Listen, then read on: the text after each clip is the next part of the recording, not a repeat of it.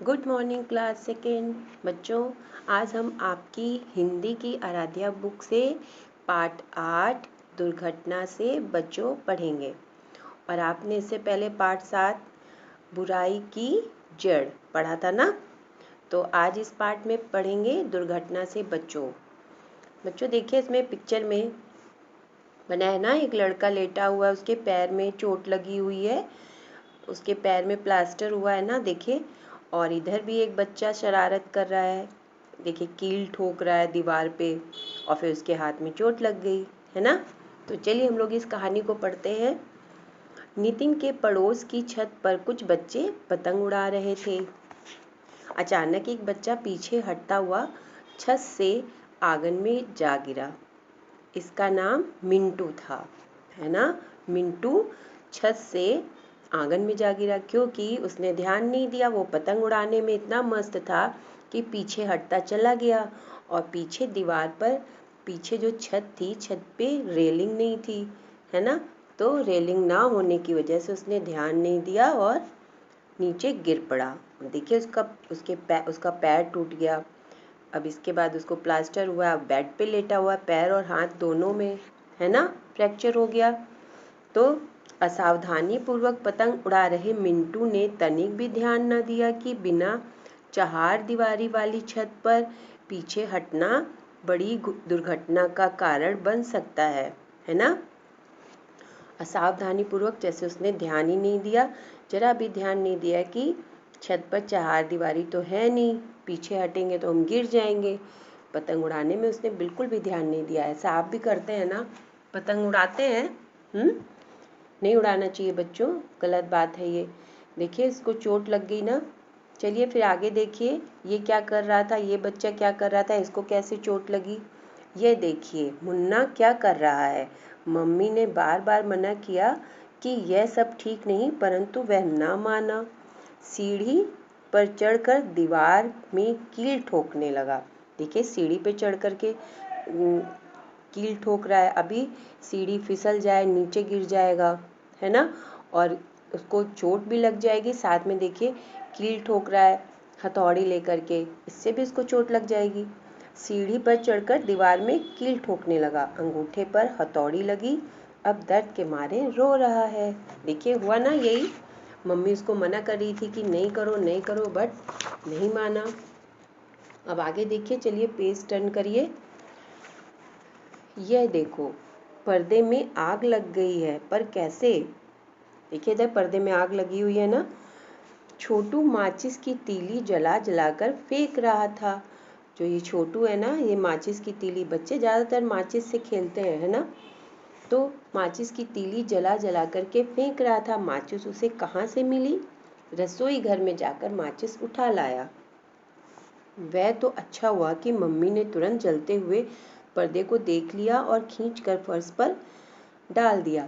फिर पानी की बाल्टी से उस पर पानी डाला, तब आग बुझ सकी।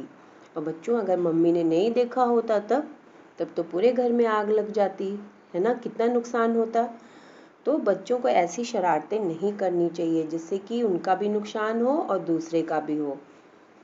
यदि मम्मी की नज़र पर्दे पर ना पड़ती तो एक बड़ी दुर्घटना घट सकती थी। देखिए लिखा है ना, अगर मम्मी की नज़र पर्दे पर ना पड़ती तो एक बड़ी दुर्घटना, वहाँ पर पूरी जगह आग लगती, फिर वही आग दूसरी जगह भी लग जाती, ऐसे पूरी आग फैल सकती थी।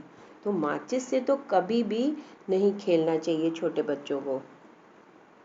अब ये देखिए नेक्स्ट में, यह देखिए कोठी में गेंद उठाने गए रोहित पर कुत्ता भौंक रहा है।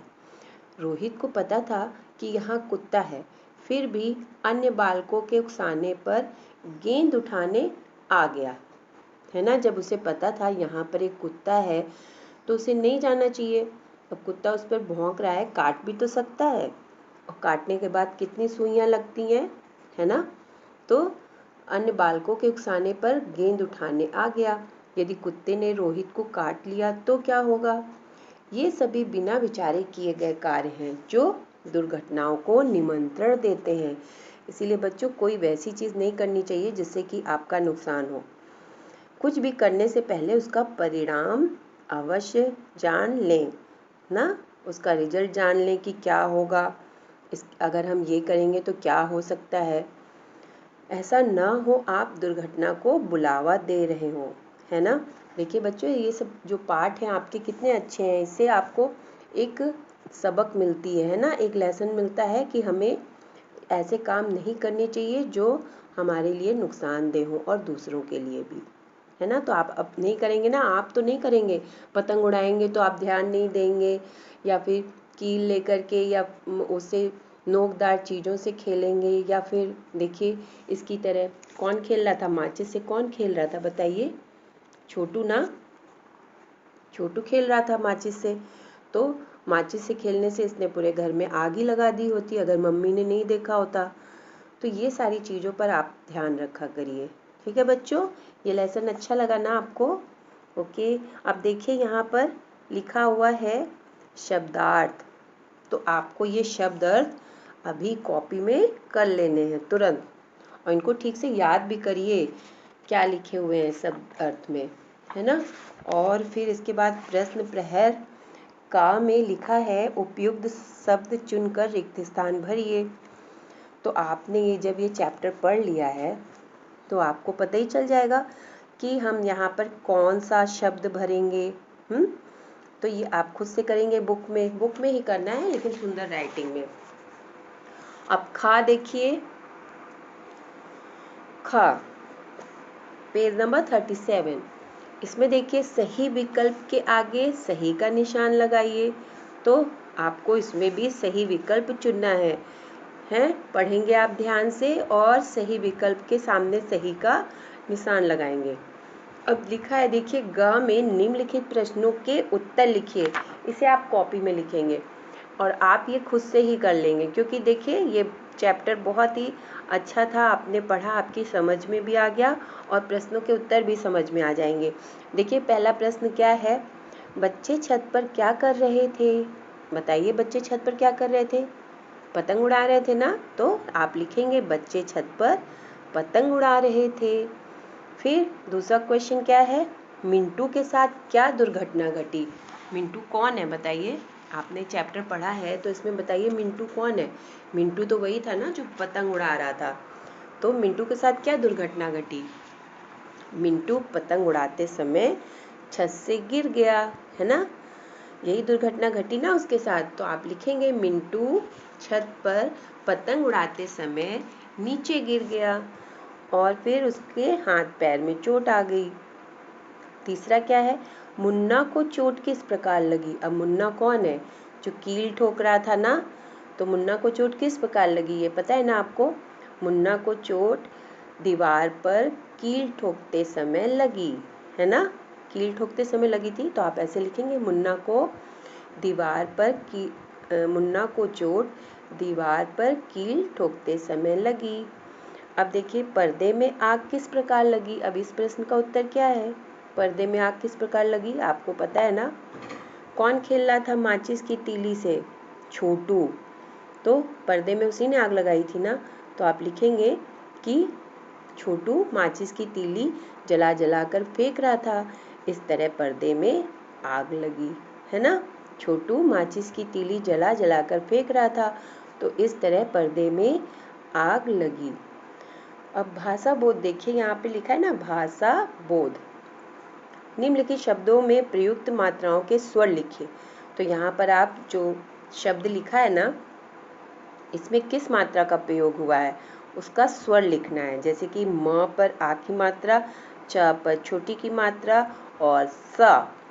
तो माचिस, माचिस में किसकी मात्रा का प्रयोग हुआ है, तो आप लिखेंगे आ, स्वर है ना आ और छोटी ई। तो ये दो स्वर लिख देंगे आप, आ और छोटी ऊ। ठीक है। फिर यहाँ पे लिखा है कोठी। कोठी में बता दीजिए कौन से स्वर हैं। ओ है और ठा पे बड़ी ई है। तो यहाँ पर भी दो स्वर है, ओ और बड़ी ई। अब इधर चलिए टर्न होइए। इसी तरह इसमें भी है पड़ोस, छोटू, मम्मी और रोहित। इसमें आपको सब में जो मात्राएं लगी हैं किस चीज़ की मात्रा है उसका स्वर लिख देना है। ठीक है। अब खा पे देखिए, निम्नलिखित शब्दों का प्रयोग करते हुए शब्द लिखिए। ख पे क्या है, पेज नंबर 38 पे ख। निम्नलिखित शब्दों का प्रयोग करते हुए शब्द लिखिए। अब यहाँ पे देखिए है ना, पहले नंबर पे आधा त और पूरा त, आधा त और पूरा त, इससे आपको 2 शब्द लिखने हैं। तो ये आधा त और पूरा त क्या है, द्वित व्यंजन। क्या है बच्चों, द्वित व्यंजन, जैसे कि 2 समान व्यंजन आपस में जुड़े हुए हैं। तो आपको इसमें जो चैप्टर आपने पढ़ा है ना, इसमें आधा ता और पूरा ता से जरूर आपको शब्द मिलेंगे, उसमें से ढूंढ कर आपको लिखना है। फिर इधर देखिए दूसरे में है आधा प और ये है संयुक्ताक्षर।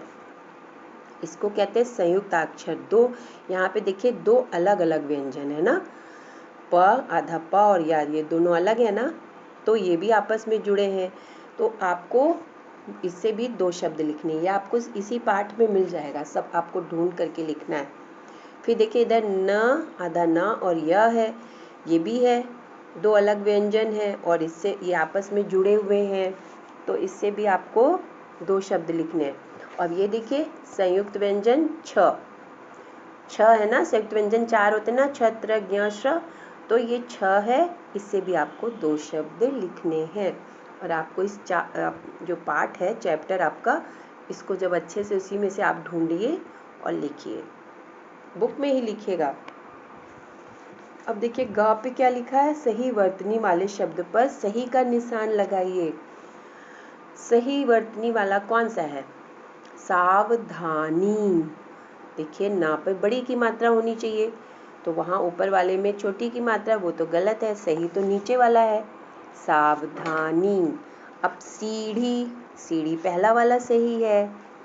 अंगूठा, तीसरे पे देखिए अंगूठा, कौन सा सही है, अंगूठा, पहला वाला सही है।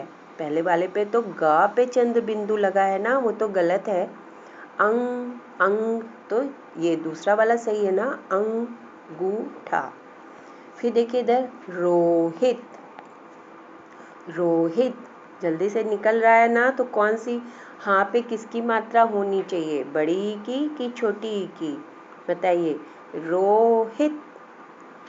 अब हम पढ़ेंगे रोहित, तो ये तो गलत है ना, रोहित, ये बड़ी की मात्रा हो रही है। बड़ी की मात्रा में मैंने बताया था ना कि उच्चारण करेंगे तो थोड़ा टाइम लगता है, और छोटी की मात्रा में जल्दी से उच्चारण हो जाता है। तो रोहित ये तो गलत है, रोहित, इसका मतलब हाँ पर छोटी की मात्रा होगी, तो ये वाला सही है। तो आपको इस तरह से ये आप आज करेंगे, है ना, पाठ 8 दुर्घटना से बचो। ओके बच्चों, अच्छे से इसको करिए, आपकी समझ में चैप्टर आ गया है ना। Okay, have a nice day बच्चों।